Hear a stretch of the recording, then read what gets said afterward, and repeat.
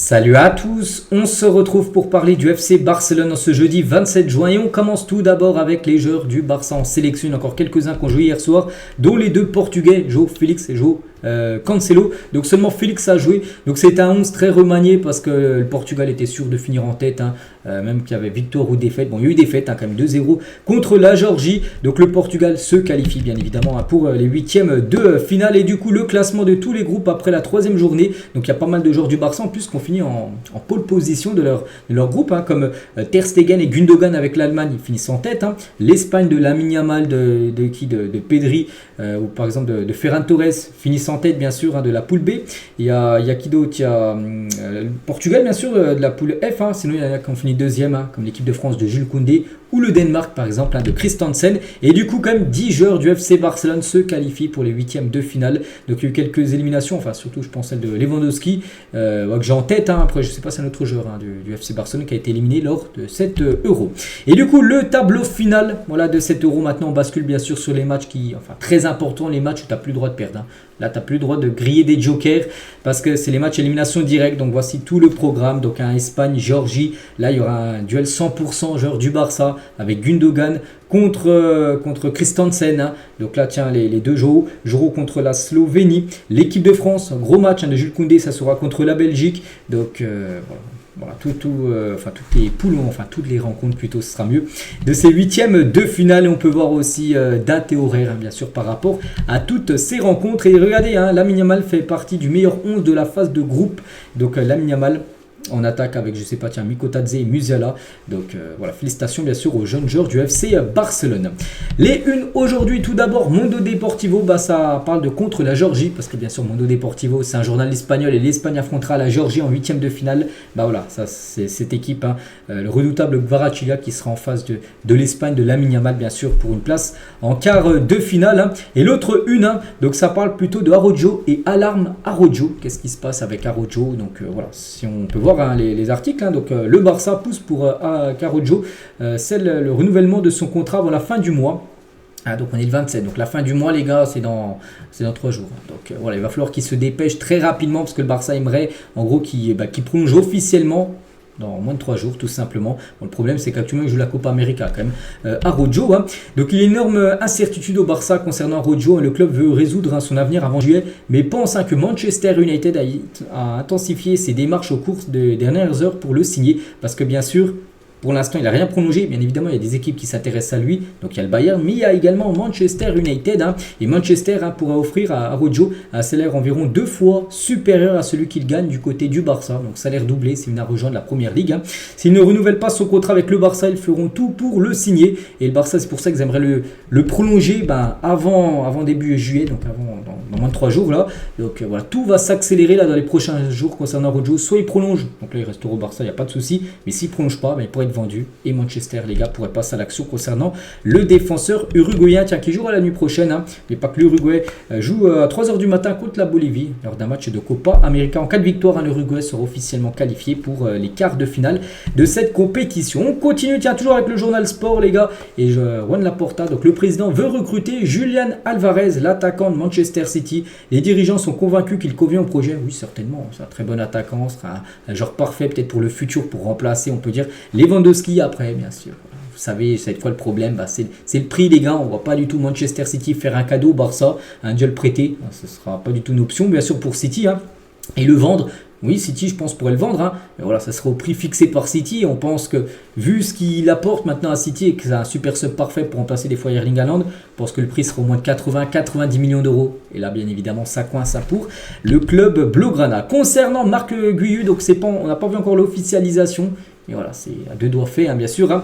Formellement, donc Chelsea paiera la clause libératoire de Marc Guiu à la Liga et non au Barça. C'est ainsi que cela fonctionne en Espagne. Puis après, la Liga donnera les 6 millions d'euros parce que c'est la clause libératoire au club du FC Barcelone. Mais c'est sûr, il n'y a plus de retour en arrière, il va bien rejoindre l'équipe de Chelsea.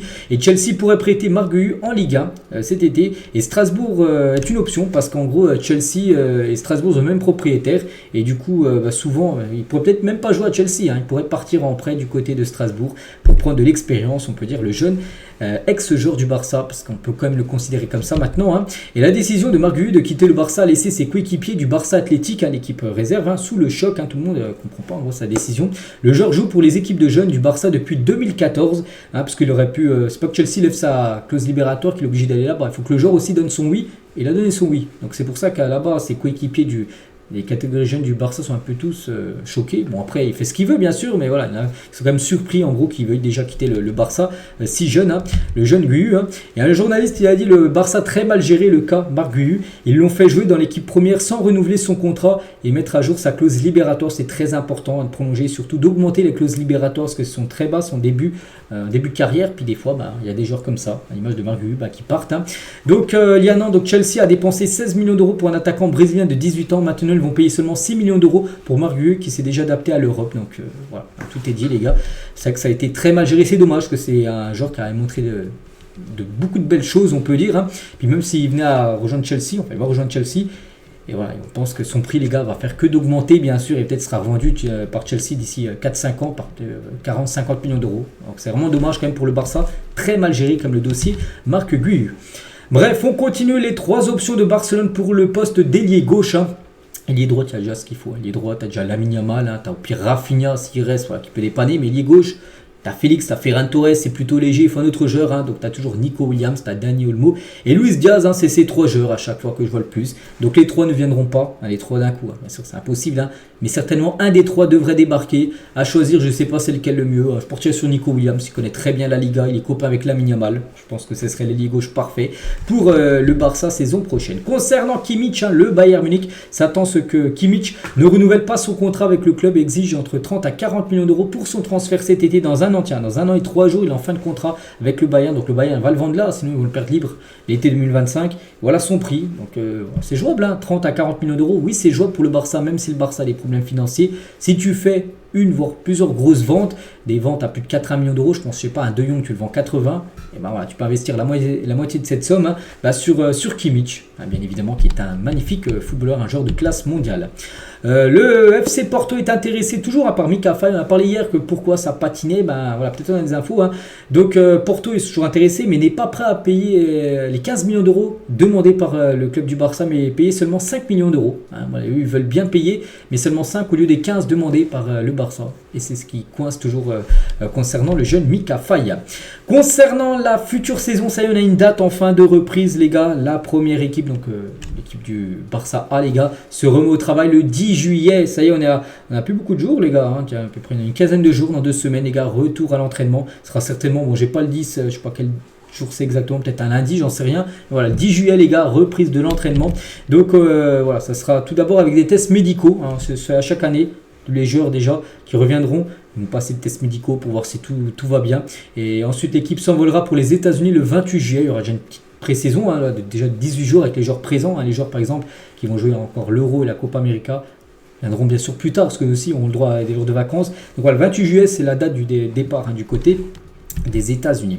Rivaldo, ancien joueur, du Barça, tiens, quelques déclarations de Rivaldo. Hein. Tout d'abord, je n'ai aucun doute sur le fait que Lamine Yamal est un garçon qui a un grand avenir et qui va apporter beaucoup de joie aux fans du FC Barcelone et à l'équipe nationale espagnole. Hein. On pense tous, hein. Du même avis que Rivaldo. Il parle aussi de Lewandowski, est un joueur de classe mondiale, mais nous savons parfois que l'âge et les blessures peuvent faire des ravages. Hein. J'espère juste que maintenant Lewandowski pourra se reposer, qu'il récupérera pour être de retour en pleine forme pour la pré-saison du Barça. De toute façon, maintenant Lewandowski officiellement en vacances, hein, depuis le match où il a été buteur, contre la France. Donc la Pologne est éliminée, hein. Donc voilà, maintenant en vacances, il reviendra lui. Donc c'est pas le 10, hein, il reviendra peut-être le 20, j'en sais rien, le 20 juillet, je sais pas, il y aura encore quelques jours de plus de vacances. Toujours avec Rivaldo, le Barça doit commencer à penser à un remplaçant pour Lewandowski. Une équipe comme celle-ci doit avoir les meilleurs du monde qui jouent avec eux.